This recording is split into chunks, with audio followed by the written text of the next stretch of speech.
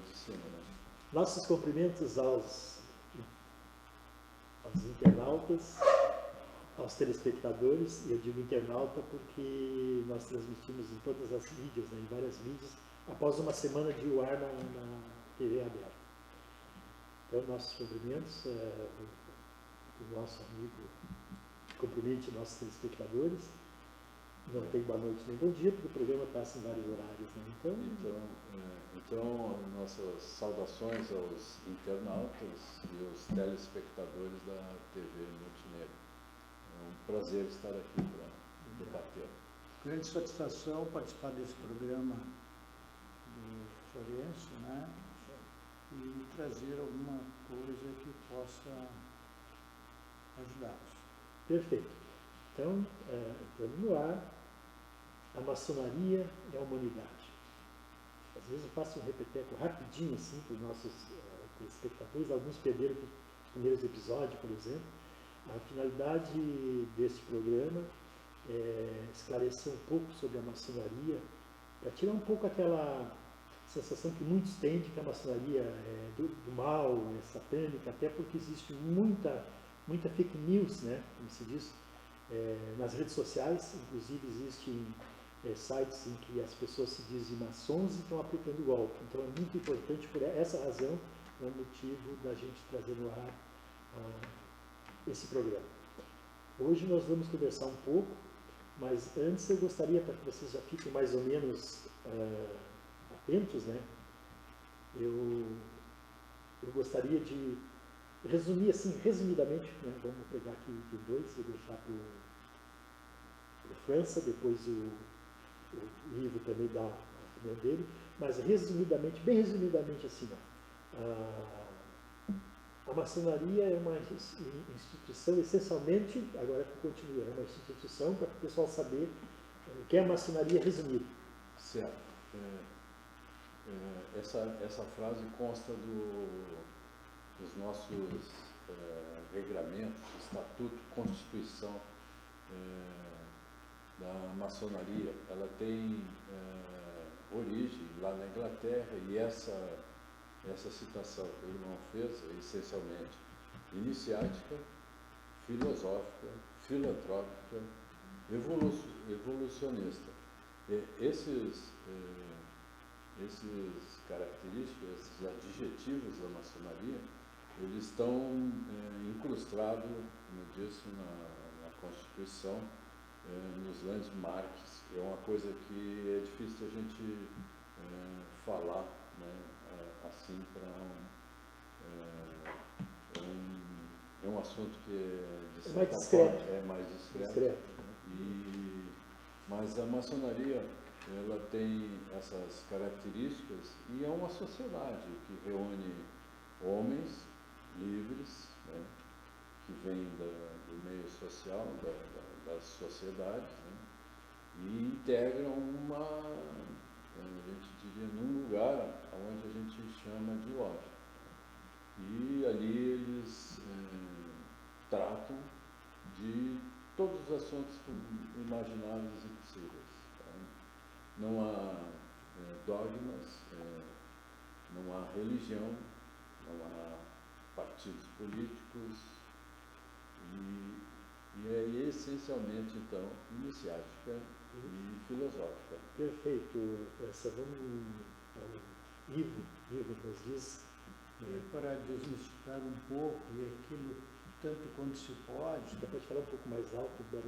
Para desmistificar um pouco, tanto quanto se pode, dá para se dizer que os homens que integram a maçonaria, eles vêm de todos os estamentos sociais. Lá tem o mecânico, tem o barbeiro, tem o pedreiro, tem o médico, tem o dentista, tem o militar, tem o jornalista. Então, a maçonaria, ela não faz discriminação de classe social, de segmento social, né? Ela tem nos seus quadros, eles são de natureza plurima, no sentido de não discriminar. Basta ter aquelas características, aqueles princípios que são seguidos e orientados pela maçonaria. Então, a maçonaria tem essa propriedade de agregar. Por isso, nós nos chamamos de irmãos. Perfeito. Até é importante a gente citar uma coisa importante. Muitas pessoas são maçons e poucos da sociedade sabem. Né? Então, assim, aquela mistificação que a maçonaria do mal, eu vou passar para vocês, nesse capítulo de hoje, alguns nomes de pessoas que são maçons declaradamente, está na mídia, pode procurar, né? Vão encontrar, né, essas pessoas, e vocês gostariam que o telespectador, a pessoa que tem dúvida da maçonaria, reflete um pouquinho sobre essas pessoas. Se a maçonaria fosse do mal, essas pessoas não seriam maçons, com certeza. E muitos vocês conhecem do tempo do colégio, aprenderam do colégio, outros enfim, né? Mas eu vou citar rapidinho aqui alguns nomes. Tá? Por exemplo, na classe artística, né? Nós temos Luiz Gonzaga, compositor e cantor brasileiro, e é maçom. Né? Nós temos Quintino Bocaiúva, que é jornalista, todos conhecem pelo nome. Né? Fora daqui, por exemplo, Tomás Jefferson, presidente dos Estados Unidos. Nós temos Leonardo da Vinci, olha a cultura desse, né? Leonardo da Vinci, né? E é maçom. Né? Assim, José do Patrocínio, farmacêutico, é maçom. Né? Franklin Roosevelt, presidente dos Estados Unidos. Giuseppe Garibaldi, né? Maçom. Domingos Campos Salles, Nelson Mandela, Pixinguinha, né? Dom Pedro I, já havíamos comentado, né? Rui Barbosa, a cultura do Rui Barbosa, né? Baita do escritor, quem não, né? José do Patrocínio, Antônio Francisco Lisboa, conhecido, vocês conhecem como Aleijadinho, né? Artista, né? Fábio Júnior, cantor, né? Fábio Júnior, Charles de Gaulle, Washington Luiz, Saldanha Marinho, Joaquim José da Silva Xavier, que é Tiradentes da Confidência Mineira. Tem alguns nomes aqui, 21 nomes de maçons, né? Mas aqui no Rio Grande do Sul, nas próximas oportunidades, vamos citar muitos maçons, né? E vocês vão ver que, né, analisando essas pessoas, vocês vão mais ou menos começar a entender um pouco sobre a atitude, o perfil do maçom. Importante, Florença, a citação desses nomes, porque nos remete a como eles acessaram ou ingressaram na maçonaria. Perfeito. Com certeza, eles foram convidados. Né? Ele foi, cada um deles foram observados e tiveram a honra de serem convidados a participar da sociedade discreta que é a maçonaria. Então, é feito um processo e não depende da vontade dessas pessoas, depende da vontade de um mestre, de uma pessoa, um maçom, convidá-los a participar. E aí faz um processo para que possa ingressar no quadro da ordem maçônica. Isso me permite, irmão Francisco? Com certeza. E nesse processo, digamos que esse futuro irmão, ele é visto sobre todos os ângulos da vida social dele, da vida familiar, da vida dos negócios dele, para ver se ele realmente tem o perfil para vir integrar a Irmandade. Então, ele é escolhido realmente a dedo, né? Não tem nada a ver com a condição social dele, como se disse antes, né? Nem a condição de riqueza, de patrimônio, nada disso, né? É claro que ele é visto sobre todos esses ângulos para ver se... Então, ele é selecionado, ele passa por um processo de depuração que não é um prazo pequeno, é longo, para que ele possa chegar e vir fazer parte do quadro dos maçons, e aí sim ele começa a sua caminhada, como se diz assim, quando se entra numa escola, a gente entra no primeiro ano, segundo ano, e é assim também no nosso meio. Né? Eu gostaria de observar, muito boa a colocação do Dr. Ivo, é importante no processo a participação da mulher. A cunhada, que a gente chama, né, casada com um irmão, ela é cunhada. É importante no processo a participação dela, talvez até exagerando, os filhos, né, que já são um pouco maiores, vamos dizer, também acabam participando do processo. Mas a mulher, ela participa da maçonaria neste momento. Ela vai dar a sua opinião, seu aval sobre a participação do marido, né? Para integrar. Inclusive, a mulher, ela tem esse destaque. Eu lembro da Rainha Elizabeth. A Rainha Elizabeth, obviamente, né, rainha do Reino Unido, ela era a chefe de todo o sistema monárquico, inclusive maçonaria. Maçonaria, inclusive. Inclusive a maçonaria. Ela era a pessoa que nomeava, que empossava os maçons nos cargos da ordem maçônica inglesa, do Reino Unido, inclusive. Perfeito. Ampliando um pouquinho, irmão Florencio, porque este é um dos princípios da maçonaria. Este é um dos princípios da maçonaria. A família é importante para o maçom. Ele precisa, a família é um dos princípios da maçonaria, é defender a família, Perfeito. Preservar a família. Então, exatamente. Então, inclusive, vou fazer então um alerta aqui para as pessoas, existem os golpes, né, os falsos maçons, em que convidam as pessoas para entrar na maçonaria através das redes sociais, virtualmente. Não existe isso, pessoal.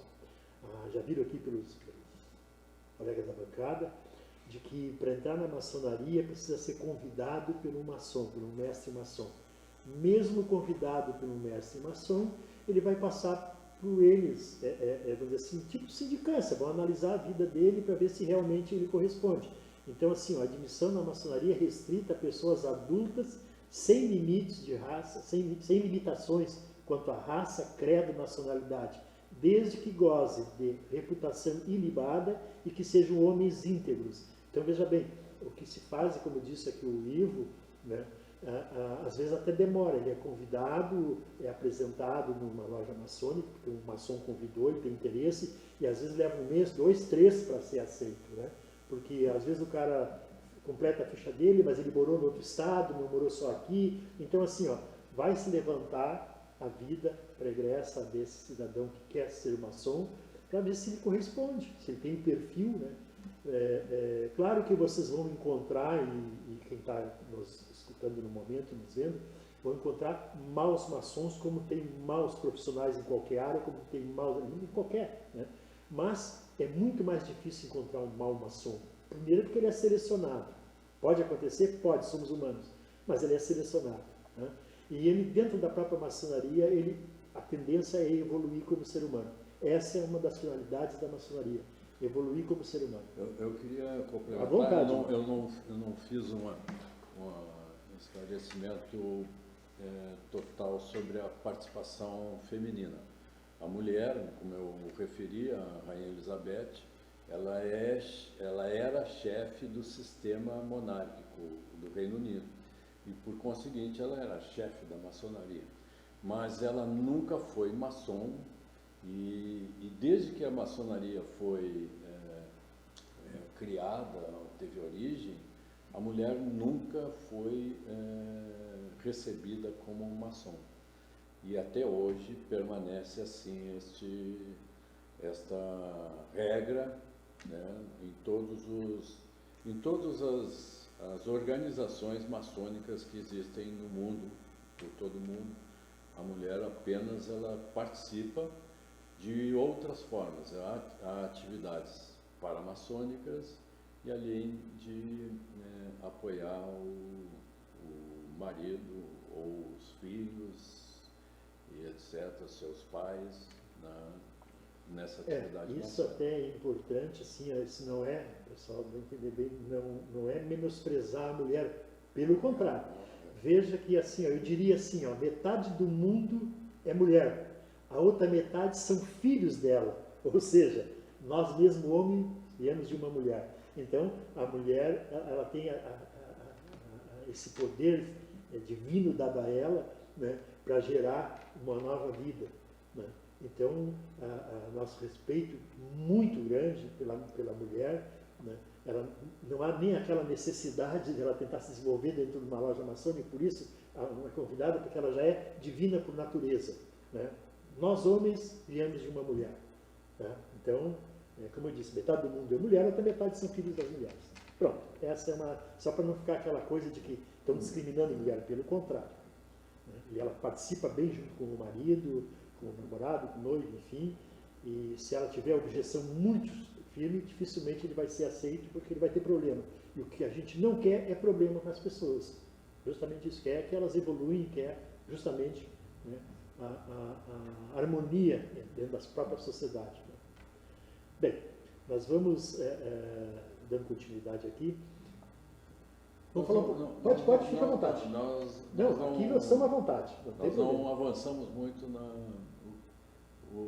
nas características do sistema da maçonaria e da origem da maçonaria. Não, perfeito. Vamos aqui. Depois nós temos assim um item, assim, a essência, né? Qual a essência da maçonaria, que aí nós vamos trabalhar assim disso. Mas vamos falar um pouquinho assim, na maçonaria, no Brasil, por exemplo, dá um repetecozinho assim, ela entrou em 1797, se não me engano. Pois então, isso que eu gostaria. A maçonaria ela, é difícil de estabelecer datas precisas de como ela se constituiu, como ela evoluiu. Nós temos algumas datas, né, importantes, que posso citar. A criação dos Cavaleiros Templários, que é um princípio de maçons, é um princípio maçônico. Em 1118, lá o Papa, me foge o nome dele, criou os Cavaleiros Templários. Eles foram extintos em 1312 com o Papa Clemente V e o rei Filipe o Belo da França. Extinguiram. Isso criou condições objetivas para o desenvolvimento do trabalho maçônico, que logo a seguir foi desenvolvido por Portugal, chegando, e Portugal trouxe ao Brasil isso já lá no século XIX, no fim do século XVIII, início do século XIX, quando a família real de Portugal veio para o Brasil, trouxe todo o ordenamento jurídico da realeza e veio junto a maçonaria, o sistema maçônico, isso em 1808. E aí começou a se instalar no Brasil a maçonaria, as lojas, e tivemos em 1822 a criação do Grande Oriente Brasiliano, na época que se chamava. Essa, muito rapidamente, é uma síntese da evolução da maçonaria no mundo até o Brasil, né? E daí para frente, vários fatos, vários acontecimentos aconteceram para que a maçonaria se consolidasse no Brasil. Nós temos um prédio, né, próprio do maçom, né? O maçom é o pedreiro, né? Tradução mais corriqueira, pedreiro. Construíram no Rio de Janeiro o Palácio do Lavradio, fica lá na Lapa, no Rio de Janeiro, ao lado dos Arcos da Lapa. Atualmente ele tem visitação pública, qualquer pessoa pode visitá-lo mediante alguma alguma proposta e alguma proposição para que possa visitar. E é uma obra, é um edifício, é uma construção maçônica muito importante. E além disso, tem muitos outros, né, eventos, obras pelo Brasil e pelo mundo. Perfeito. Vamos Falando em obras, nós, quando chegamos aqui, nós deparamos com um prédio maravilhoso que a cidade tem e fomos olhar mais de perto. E as características daquele prédio, nós praticamente temos quase que certeza que é a Prefeitura Municipal, que o arquiteto ali teria que ter tido orientações, inspirações maçônicas, porque ele tem uma estrutura muito bonita e ele tem lá desenhos da maçonaria, né? Então é muito bonito. Vocês têm aqui no prédio principal da cidade, que é a prefeitura ali, né? Os arcos, os triângulos, está tudo ali. É muito bonito aquele prédio. Então, Montenegro é muito rica nessa questão aí. E tem uma questão particular minha. Eu fui iniciado em 92 numa loja maçônica aqui de Montenegro, né? Era uma noite muito fria de julho de 1992 e quis o destino que aqui voltasse para conversar com vocês. Isso é muito bom para mim, me deixa muito alegre por essa experiência maravilhosa, né? Quem diria que eu iria voltar aqui, né, para conversar com os ouvintes, os telespectadores do irmão Florencio, né? Então e aí chego aqui, vou caminhando por ali e tem um prédio de inspiração, da prefeitura, né? De inspiração maçônica, né? Inspiração maçônica. E essa inspiração maçônica, e aí o irmão França pode falar mais, ela está na evolução do nosso próprio país, em vários momentos históricos de maçons que foram significativos para eu até diria, Ivo, assim, que às vezes perguntaram qual era o papel da maçonaria, né? Principalmente no Brasil, né? Eu vou ler um texto e depois vocês comentam, né? Muito por conta dos seus ideais centenários de liberdade, igualdade e fraternidade, que regem as ações da ordem e dos irmãos que a compõem, por causa da maçonaria, claro, né? Até os dias atuais, a maçonaria teve atuação fundamental em processos históricos, né, do Brasil, como, vou citar alguns, assim como a abolição da escravatura. Então, olha, abolição da escravatura, liberdade para a raça negra, liberdade. Então, não tem o que ser ruim aí, né? Então, abolição da escravatura, independência do Brasil, tranquilo, Inconfidência Mineira, né? E nós tivemos o Dia do Fico, né? O Dia do Fico foi, né, José Bonifácio e mais o Dom Pedro, enfim. Uma data importante para a independência, né, do Brasil. A independência do Brasil. Né? Então, assim, pessoal, eu vou deixar que nossos colegas aqui comentem, nossos irmãos comentem, né? Mas, como disse o irmão Ivo, é importante como a maçonaria participou e participa ainda atualmente de vários processos para melhorar a sociedade, melhorar o país de modo geral e a humanidade, porque não é só aqui, né, em todos os outros países. Né? Isso seria quase a essência da maçonaria e do maçom. Né? É importantíssimo isso porque o construtor, o pedreiro, que é o maçom, o papel dele é fazer um mundo melhor. Então, ele, com os conhecimentos que vai ser desenvolvido, adquirido, ele vai participar do melhoramento social, da construção social, do edifício social que todos participam, não só o maçom, mas todos têm essa participação e definem, né, a maçonaria como ela não tem outra finalidade a não ser fazer um mundo melhor. Esta é a essência e é a definição melhor que se faz de maçonaria. Irmão França, e esse processo, ele começa internamente, ou seja, esse pedreiro, ele passa a se reconstruir ele mesmo através dos ensinamentos que ele vai recebendo quando ele ingressa na ordem maçônica. Então, ele tem um tempo para que ele se reforme, porque ninguém consegue reformar lá fora se não partir de si mesmo. Então, essa reforma interna, para ele transformar os caminhos da humanidade, a evolução social, a evolução científica, a evolução do ser humano, ele precisa primeiro entrar nessa escola.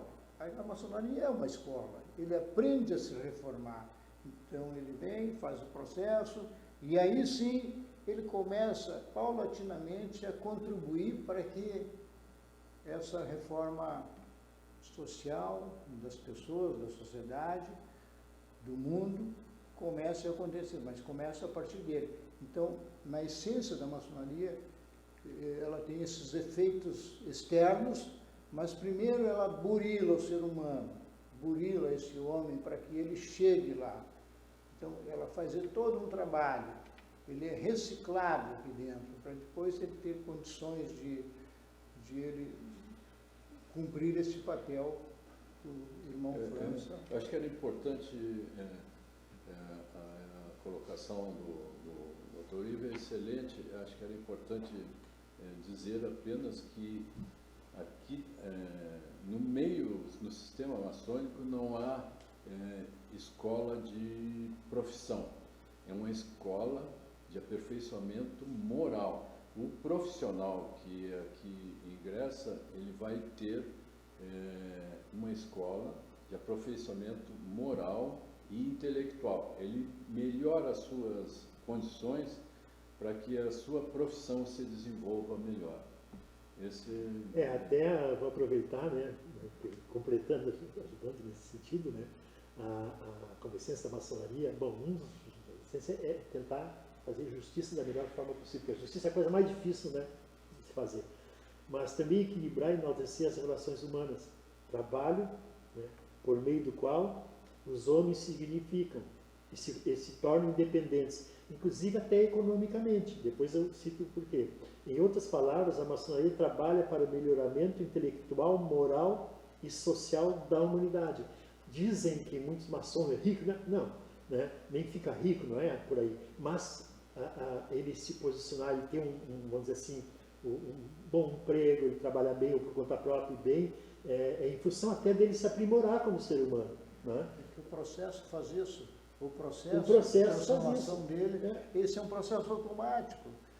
Ele começa a receber esses ensinamentos e eles, no se melhorar, ele começa a sentir até como profissional mesmo os efeitos na profissão dele, né? nos trabalhos dele, na atividade econômica, toda ela.